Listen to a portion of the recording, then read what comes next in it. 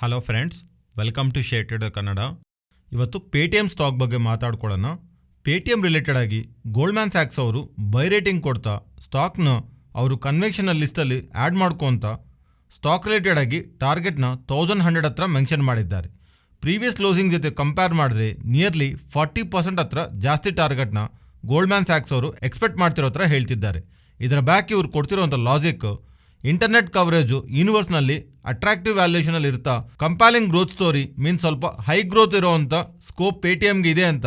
ಅದರಿಂದ ಈ stock related ಆಗಿ ಇವರು ಪಾಸಿಟಿವ್ ಥೀಮಿಂದ ಇದ್ದ ಹಾಗೆ ಅಪ್ಡೇಟ್ ಮಾಡ್ತಿದ್ದಾರೆ. ಅಂಡ್ ಇದೂ ಈ ನೆಗೆಟಿವ್ನು ಹೇಳ್ತಿದ್ದಾರೆ.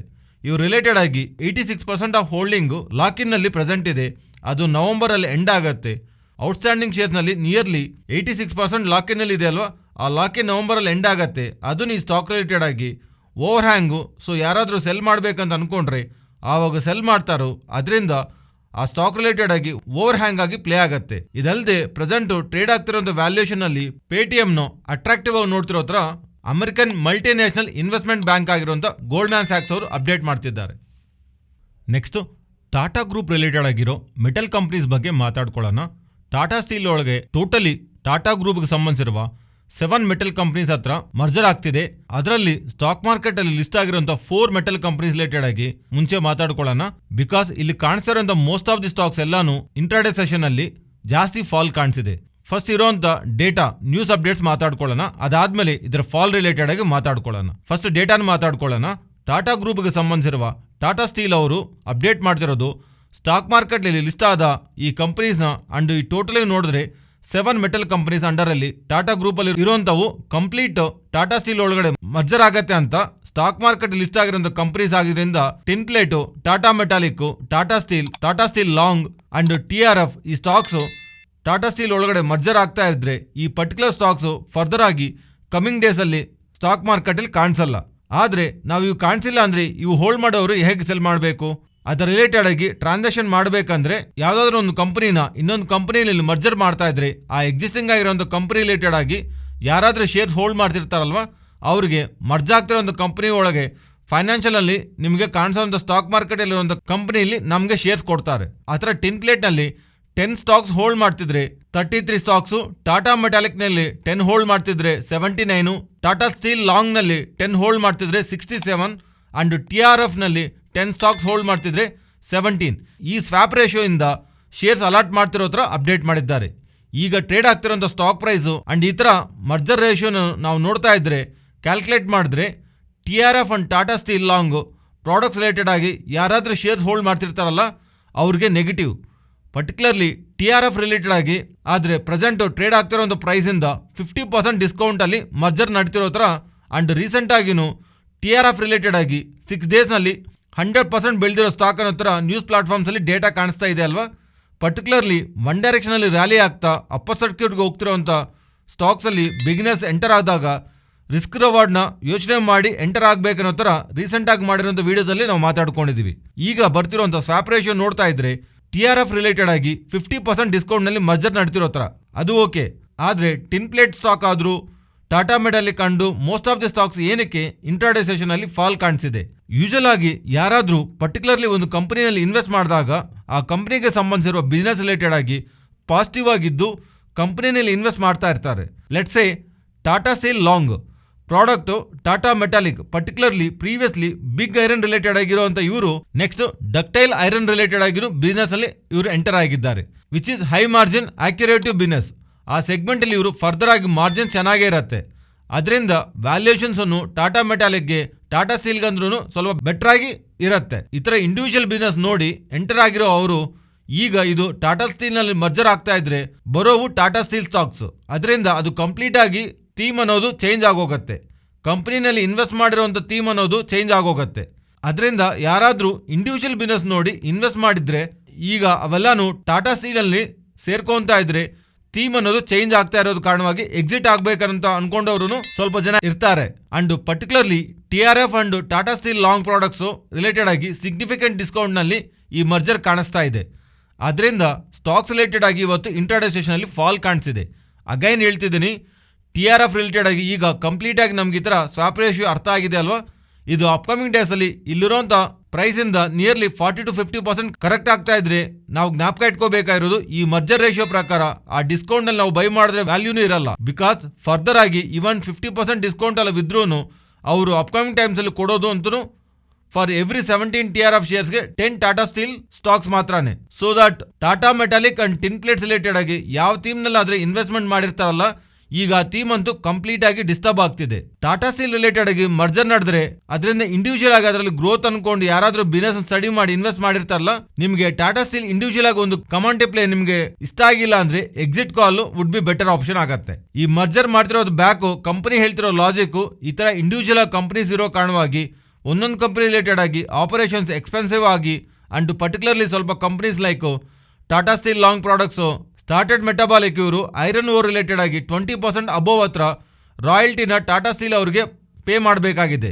ಈಗ ಇವೆಲ್ಲನೂ ಇಂಟಿಗ್ರೇಟ್ ಆಗೋದ್ರೆ ಅವ್ರಿಗೆ ಲಾಭ ಅಂತ ಟಾಟಾ ಸ್ಟೀಲ್ ಒಂದು EPS ಅಕ್ಯುರೇಟಿವ್ ಆಗಿ ಇರತ್ತಂತ ಮೀನ್ಸ್ ಓವರ್ ಆಲ್ ಆಗಿ ಇವರ ಪ್ರಾಫಿಟಬಿಲಿಟಿಯನ್ನು ಈ ಮರ್ಜರ್ ಕಾರಣವಾಗಿ ಬೆಳೆಯುತ್ತೆ ಅಂತ ಟಾಟಾ ಸ್ಟೀಲ್ ಮ್ಯಾನೇಜ್ಮೆಂಟ್ ಇಂದ ಪಾಸಿಟಿವ್ ಕಮೆಂಟ್ಸ್ ಅಂತೂ ಕೇಳಿಸ್ತಿದೆ. ಓವರ್ ಆಲ್ ಆಗಿ ಈ ಮರ್ಜರು ಟಾಟಾ ಸ್ಟೀಲ್ಗೆ ಪಾಸಿಟಿವ್, ಬಟ್ ಇಂಡಿವಿಜುವಲ್ ಆಗಿರುವಂತ ಮರ್ಜರ್ ರೇಷಿಯೋ ನೋಡ್ತಿದ್ರೆ, ಸ್ವಾಪ್ ರೇಷಿಯೋ ನೋಡ್ತಿದ್ರೆ ಸ್ವಲ್ಪ ಕಂಪನೀಸ್ಗೆ negative. And other particularly business ನೋಡಿ ಇನ್ವೆಸ್ಟ್ ಮಾಡಿರೋರು ಈಗ ಬರ್ತಿರೋಂಥ ಅಪ್ಡೇಟ್ಸ್ ಇಂದ ಎಕ್ಸಿಟ್ ಕಾಲ್ ತಗೊಂಡಿರ್ಬೋದು.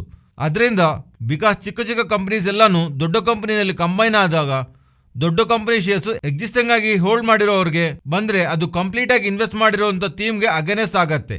ಅದರಿಂದ ಇನ್ವೆಸ್ಟರ್ಸ್ ಎಕ್ಸಿಟ್ ಕಾಲ್ ಕಾರಣವಾಗಿ ಆ ಸ್ಟಾಕ್ಸ್ ಅಲ್ಲಿ ಇವತ್ತು ನಾವು ಬಿಗ್ ಫಾಲ್ ಕಾಣಿಸಿದೆ. ನೆಕ್ಸ್ಟ್ ಪವರ್ ಗ್ರಿಡ್ ಬಗ್ಗೆ ಮಾತಾಡ್ಕೋಬೇಕು.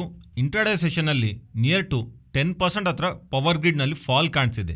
ಇದಕ್ಕೆ reason Jefferies and LRA capital related ಆಗಿ ಸ್ವಲ್ಪ ಆರ್ಟಿಕಲ್ಸ್ ರಿಸರ್ಚ್ ನೋಟ್ಸ್ ಅಂತೂ ಬರ್ತಿದೆ. ಬಟ್ ಇವೆಲ್ಲದಕ್ಕಂದ್ರೂ ಇಂಟ್ರೆಸ್ಟಿಂಗ್ ಆಗಿ ಜಫ್ರೀಸ್ ಅವರು ರೀಸೆಂಟ್ ಟೈಮ್ಸ್ ಅಲ್ಲಿ ನಮಗೆ ಸ್ವಲ್ಪ ಸ್ಪೆಕ್ಯುಲೇಷನ್ಸ್ ಕಾಣಿಸ್ತಿದೆ ಅಲ್ವಾ, REC ನಲ್ಲಿ ಅಂತ PFC ಶೇರ್ಸ್ ನ government of India power grid ಅವರಿಗೆ ಸೆಲ್ ಮಾಡುತ್ತೆ ಅನ್ನೋ ತರ ನಿಯರ್ಲಿ 53% ಹತ್ರ PFC ಸ್ಟೇಕ್ REC ನಲ್ಲಿ ಪ್ರೆಸೆಂಟ್ ಇದೆ. ಅಂಡ್ ಈ REC ಅವರು ಟೋಟಲ್ ಶೇರ್ಸ್ ನ ಅವ್ರ ಪಾಲ್ನ 14,400 crores ವ್ಯಾಲ್ಯೂ ಮಾಡೋ ಈ ಶೇರ್ಸ್ ನ ಪವರ್ ಗ್ರಿಡ್ ಅವ್ರಿಗೆ ಸೆಲ್ ಮಾಡ್ಬೇಕನ್ನೋ ತರ REC ಅವರು ಗೌರ್ಮೆಂಟ್ ಅವರಿಗೆ ಸಜೆಸ್ಟ್ ಮಾಡಿರೋ ತರ ಇನ್ಫ್ಯಾಕ್ಟ್ ಸ್ವಲ್ಪ ತಿಂಗಳ ಬ್ಯಾಕೆ ಇದು ಅಪ್ಡೇಟ್ ಇದೆ.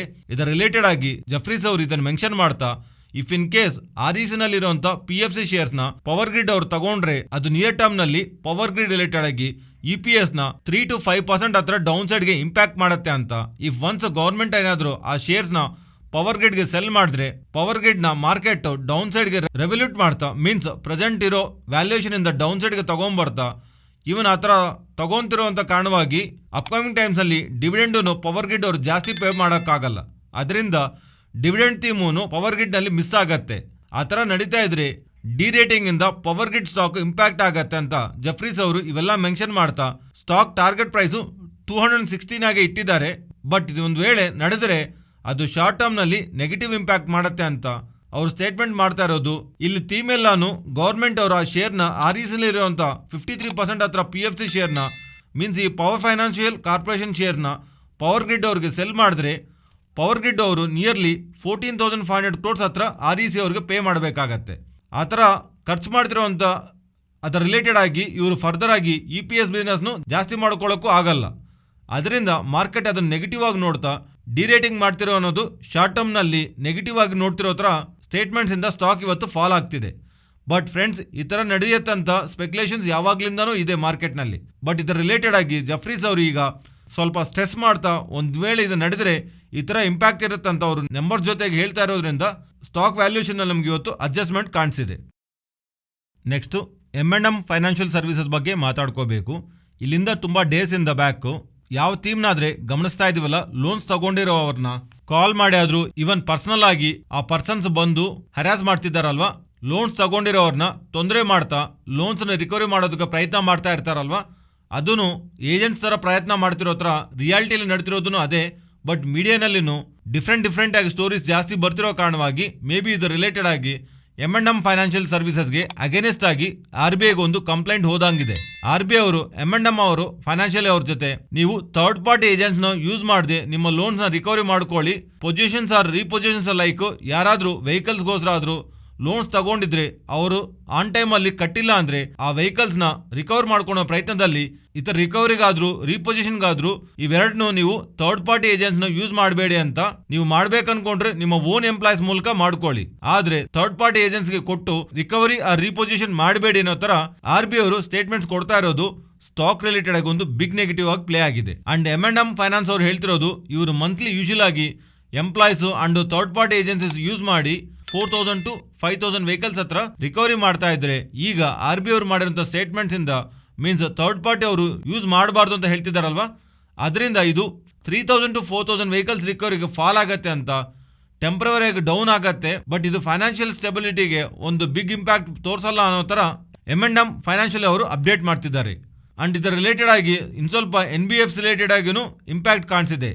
ಬಟ್ ಶ್ರೀರಾಮ್ ಟ್ರಾನ್ಸ್ಪೋರ್ಟ್ ಫೈನಾನ್ಸ್ ಅವರಂತೂ ಕ್ಲಿಯರ್ ಆಗಿ ಹೇಳಿದ್ದಾರೆ, ನಾವಾದರೆ ಥರ್ಡ್ ಪಾರ್ಟಿ ಏಜೆಂಟ್ಸ್ನ ಯೂಸ್ ಮಾಡಿಲ್ಲ, ಕಂಪ್ಲೀಟ್ ಆಗಿ ಇಲ್ದಿರಬಹುದು, ನಮ್ಮ ಅಂಡರಲ್ಲಿರುವಂಥ ಎಂಪ್ಲಾಯೀಸ್ನ ಯೂಸ್ ಮಾಡ್ತಿದ್ದೇವೆ ಅಂತ. ಅದರಿಂದ ಅಪ್ಕಮಿಂಗ್ ಟೈಮ್ಸಲ್ಲಿ ಇವರು ರಿಲೇಟೆಡ್ ಆಗಿ ಬಿಗ್ ಇಂಪ್ಯಾಕ್ಟ್ ಇಲ್ದಿರಬಹುದು.